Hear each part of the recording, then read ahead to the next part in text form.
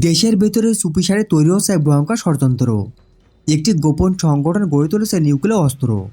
কিন্তু সব কিছু গোপন থাকেনি। কিছু অ্যাক্টিভিস্টের তথ্য পেয়ে যায়, আর তাদের মধ্যে একজন এমা। সত্যটা জানার পর এমা চুপ করে বসে থাকেনি। নিজের পরিচয় আড়াল করে সে ঢুকে পড়ে সেই সংগঠনের ভেতরে। একটাই লক্ষ্য, প্রমাণ সংগ্রহ করা। কিন্তু বিপদ তখনই শুরু হয় যখন তার আসল পরিচয় ফাঁস হয়ে যায়। সংগঠন বুঝে যায় এমা তাদের জন্য হুমকি। এরপর শুরু হয় মৃত্যুর খেলা। এক রাতে সব কিছু বদলে দেয়। এমা তার বাবার সাথে ছিল। হঠাৎ অন্ধকার ভেদ করেছে এক শুটার। একটি গুলি শব্দ, আর মুহূর্তে এমা মাটিতে লুটে পড়ে। নিজের চোখের সামনে মেয়েকে হারানো ছাড়া আর কিছুই করা ছিল না তার বাবার। কিন্তু খুনিরা একটা বড় ভুল করে। তারা জানতো না এমন বাবা শুধু একজন সাধারণ মানুষ নয়, সে একজন ট্রেন্ড স্পাই এজেন্ট। এবার প্রশ্ন একটাই, এই বাবা কতটা ভয়ঙ্কর হয়ে উঠবে প্রতিশোধ নিতে? সে কি সব কিছু ধ্বংস করে দেবে, নাকি গল্প ঘুরে যাবে অন্যদিকে? এসব জানতে হলে থাকতে হবে শেষ পর্যন্ত। গল্পের শুরুতে আমরা দেখি এক নির্জন নদীর পাড়। আকাশে ঝলমলে চাঁদ, চারপাশে অদ্ভুত নীরবতা। আকাশে শান্ত পানিতে ভেসে আছে তিনটি মৃতদেহ, যা স্পষ্ট করে দেয় এখানে ভয়ঙ্কর কিছু ঘটেছে। দৃশ্য বদলায় পরদিন সকালে। আমরা পরিচিত হয় থমাস ক্রেভেনের সাথে, একজন অভিজ্ঞ ডিটেকটিভ যার কাজে হলো জটিল হত্যার রহস্য উন্মোচন করা। কিন্তু আসে কোনো কেস নেই ব্যস্ত নয়, বরং অপেক্ষা করছে তার মেয়ে এমার জন্য। দীর্ঘদিন পর মেয়েকে সামনে পেয়ে দুজনে আবেগে জড়িয়ে পড়ে। এখানে বোঝা যায় থমাস একজন সিঙ্গেল ফাদার, আর এমা তার পুরো পৃথিবী। বাড়ি ফেরা পথে তারা একটি দোকানে থামে, কিন্তু সেখানে প্রথম অস্বাভাবিক কিছু নজর আসে। এমা হঠাৎ অসুস্থ হয়ে পড়ে, বারবার বমি করতে থাকে। থমাস চিন্তিত হয়ে জিজ্ঞেস করে, এমা বিষয়টা হালকাভাবে নেয়, বলে ট্রাভেলে ক্লান্তি। থমাসও তখন বিষয়টা সিরিয়াসলি নেয় না, কিন্তু বাড়িতে পৌঁছানোর পর পরিস্থিতি খারাপ হতে থাকে। ডিনার টেবিলে বসে এমার অবস্থা আরও খারাপ হয়ে যায়। এবার শুধু বমি নয়, তার নাক দিয়ে রক্ত ঝরতে শুরু করে। ব্যথায় কাতর এমা বাবাকে অনুরোধ করে তাকে দ্রুত হাসপাতালে নিয়ে যেতে। থমাস তাড়াহুড়ো করে প্রস্তুতি নিতে থাকে।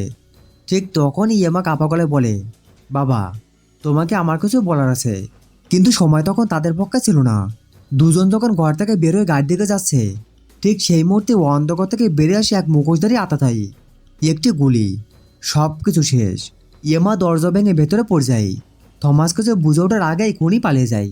এক মুহূর্তে থমাসের পৃথিবী অন্ধকার হয়ে যায়। খবর ছড়িয়ে পড়লে পুলিশ আসে, তদন্ত শুরু হয়। অনেকে ধরে নেয় থমাসের শত্রুরা তাকে মারতে এসে ভুল করে এমাকে মেরে ফেলেছে। কিন্তু থমাস জানে এটা কোনো ভুল না। রাতে হঠাৎ এমার ফোনে কল আসে। থমাস ফোন ধরে, কিন্তু ওপাশে কেউ কথা বলে না। অনেকে ধরে নেয় থমাসের শত্রুরা তাকে মারতে এসে ভুল করে এমাকে মেরে ফেলেছে। কিন্তু থমাস জানে এটা কোনো ভুল না। রাতে হঠাৎ এমার ফোনে কল আসে।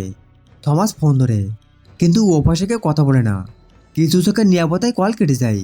এই ছোট্ট ঘটনায় থমাসকে বুঝে দেয় এই খুনের পেছনে বড় কিছু লুকে আছে। পরদিন সে অফিসে গিয়ে নিজের মেয়ের ফোন কল ডিটেলস বের করতে বলে। তার বস তাকে থামানোর চেষ্টা করে, কারণ এই কেস তার জন্য খুবই ব্যক্তিগত। কিন্তু থমাস থামার মানুষ নয়। সে জানিয়ে দেয় এই রহস্য সে নিজেই ভেদ করবে, কারণ এটা শুধু একটা কেস না, এটা তার মেয়ের জন্য ন্যায় বিচার। ন্যায় বিচার পাওয়ার একটাই পথ আছে। এই কথাটা বলে থমাস এক মুহূর্তে সময় নষ্ট না করে অফিস থেকে বেরিয়ে সে সরাসরি পৌঁছে যায় সেই ডাক্তারের কাছে, যে এমার ময়নাতদন্ত করেছিল। থমাসের চোখে সে শুধুমাত্র একটাই প্রশ্ন করে, এটাকে সত্যি একটা সাধারণ খুন? ডাক্তার স্পষ্ট জানিয়ে দেয় এমার মৃত্যু অন্য কোনো কারণে নয়, গুলির আঘাতে ছিল মৃত্যুর একমাত্র কারণ। এই সত্যটা থমাসের ভেতরে আগুনকে আরও জ্বালিয়ে দেয়। মেয়ের শেষকৃত্য সম্পন্ন করার পর থমাস নিঃশব্দে দাঁড়িয়ে থাকে সমুদ্রের সামনে। তার হাত থেকে এমার চিতাবম্ব ধীরে ধীরে পানিতে মিশে যায়। একটা অধ্যায় শেষ, কিন্তু তার ভেতরে যুদ্ধ তখনই শুরু।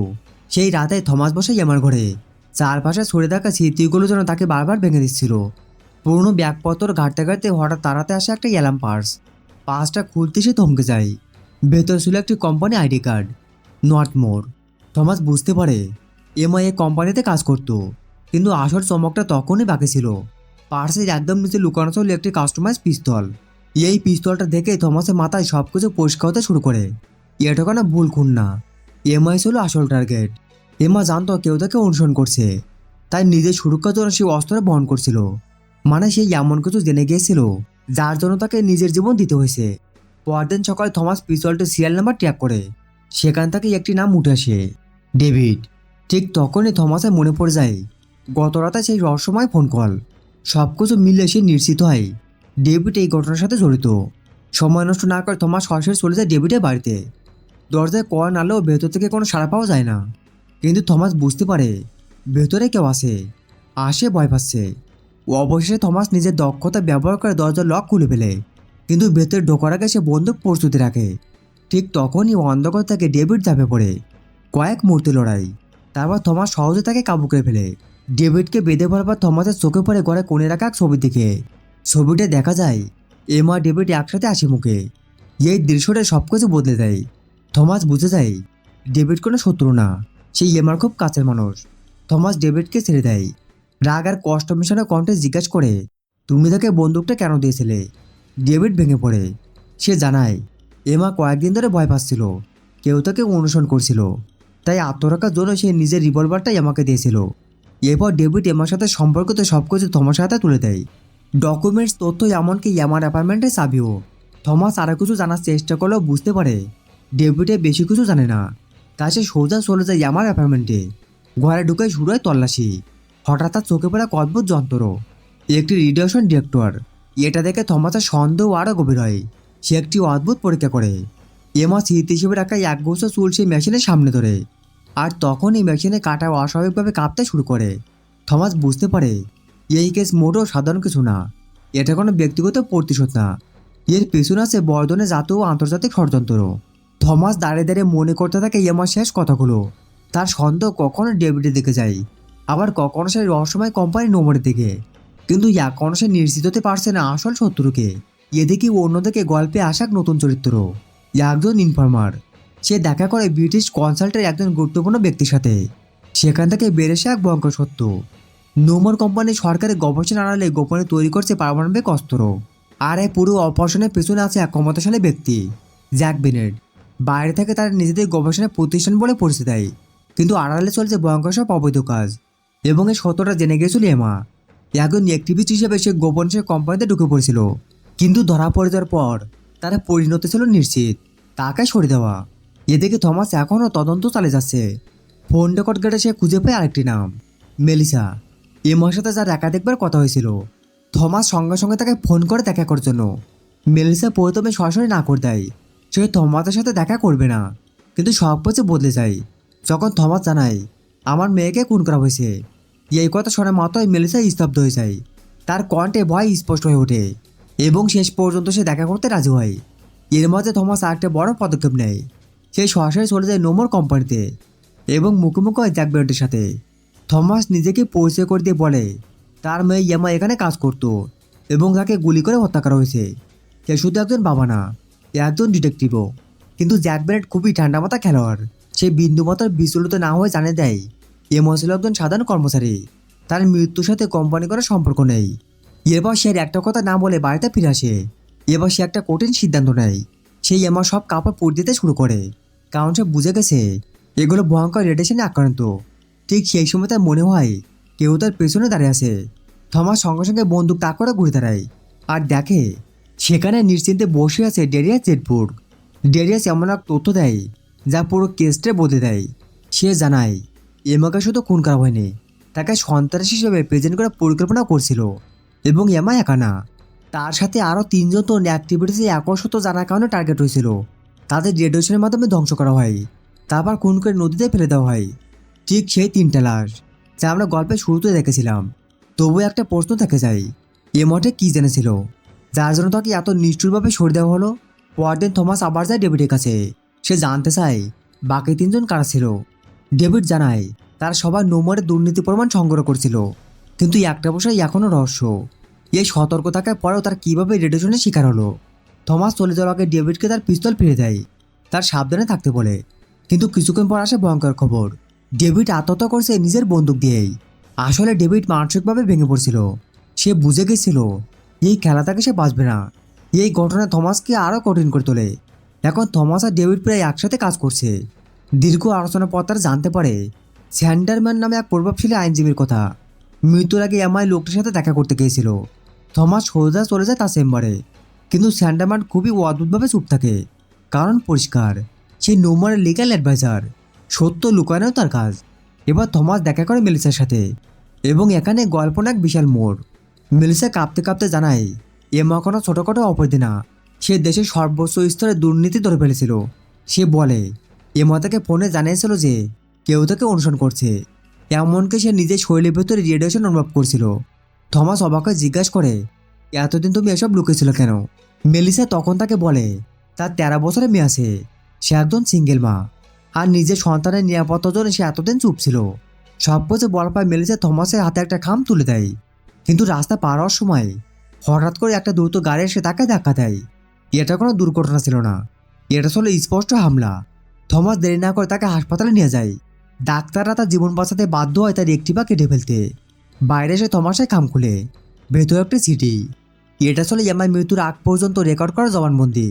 ভিডিওতে স্পষ্ট দেখা যায় নর্থমোর কিভাবে সরকারের চোখ ফাঁকে দিয়ে অবৈধ পারমাণবিক অস্ত্র তৈরি করছে।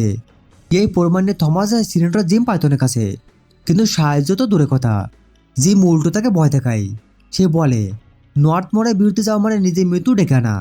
এই মুহূর্তে থমাস বুঝে যায় এই খেলার সাথে শুধু কোম্পানি না, রাজনীতি বড় বড় মাথারাও জড়িত। হতাশ হয়ে বাড়ি ফিরে এলে তার সাথে দেখা করতে আসে তার পূর্ণ বন্ধু ডিটেকটিভ বিল। কিন্তু বিল আকাশে নেই। তার সাথে ছিল নর্থমোরের দুজন এজেন্ট। কিন্তু নিজের ক্যারিয়ারে পিরান বাঁচানোর জন্য বিল বিশ্বাসঘাতকতা করে। তারা থমাসকে ইলেকট্রিক শক দিয়ে অজ্ঞান করে ফেলে।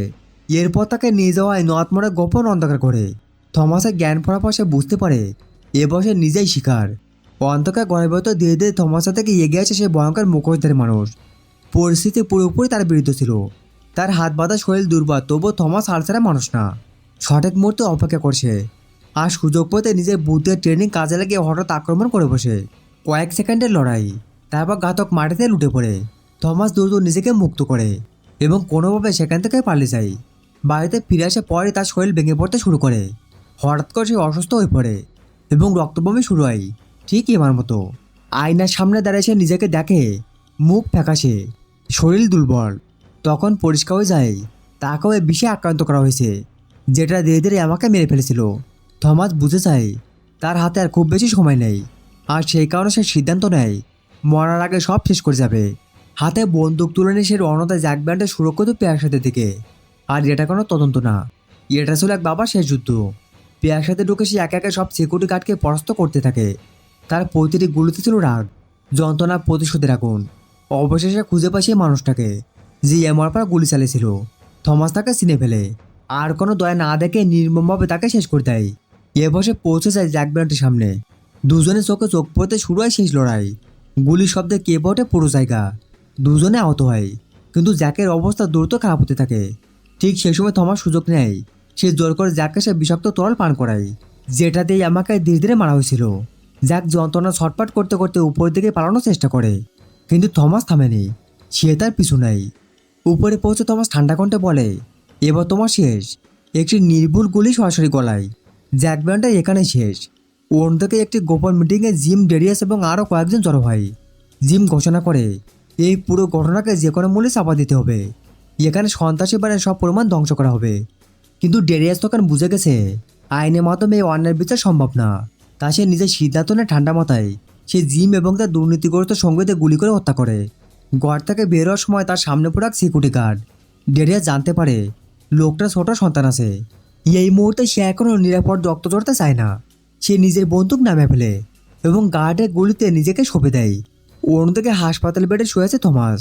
তার শ্বাস ধীরে ধীরে ক্ষীণ হয়ে আসছে। শেষ মুহূর্তে সে দেখতে পায় তার পাশে দাঁড়িয়ে আছে এমা, শান্ত, নির্ভর, কিন্তু এটা বাস্তব না। এটা ছিল এমার আত্মা, যে তার বাবাকে নিতে এসেছে। শেষ নিঃশ্বাসের সাথে সাথে থমাসের গল্প এখানে শেষ হয়, কিন্তু সত্যটা থেমে থাকেনি। থমাস মারা যাওয়ার আগে এমার রেকর্ড করা সেই প্রমাণ একটি মিডিয়া হাউসে পাঠিয়ে দিয়েছিল। সেখানে একজন কর্মী সিকিউরিটি থেকে বুঝতে পারে এটা সাধারণ কিছু নয়। সে দ্রুত তার সিনিয়রের কাছে ছুটে যায়, যাতে এই সত্য যত দ্রুত সম্ভব সবার সামনে আনা যায়। এবং অবশেষে নর্থমোরের আসল চেহারা প্রকাশ পেতে শুরু করে। মুভি শেষ দেশে দেখা যায় থমাস আর এমা একসাথে হসপিটালে বেরিয়ে যাচ্ছে, কিন্তু তারা জীবিত না। তারা দুজনে এখন মুক্ত আত্মা, এখন নিষ্ঠুর পৃথিবী ছেড়ে দূরে কথা চলে যাচ্ছে।